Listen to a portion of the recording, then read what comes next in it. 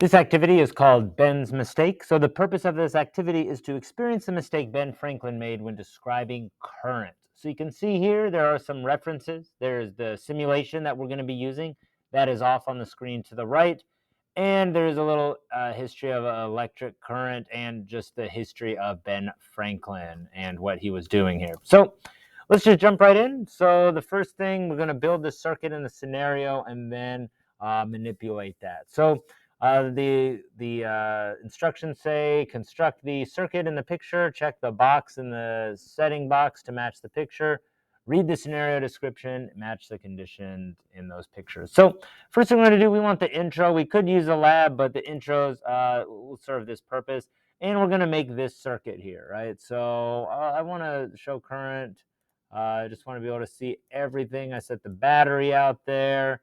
I'm going to need a switch. Wire here, there we go. Light bulb, let me just put that down here. Another wire,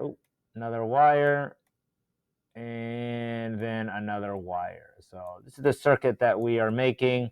And what you're going to do, and I can, this is basically the first scenario, right? So the switch is open and the battery is at 9 volts. So you can see here the current's not flowing. Those electrons aren't flowing. So I would just hit no, right? There's no current flowing.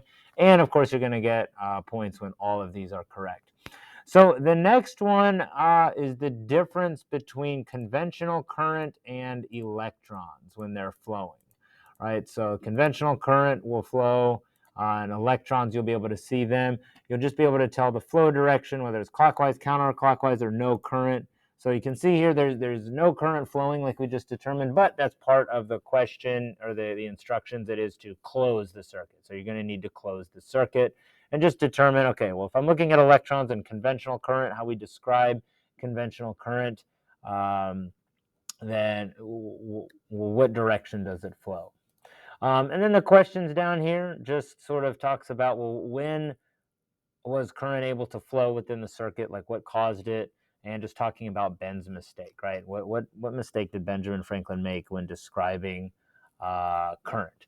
So once again, this is Ben's mistake.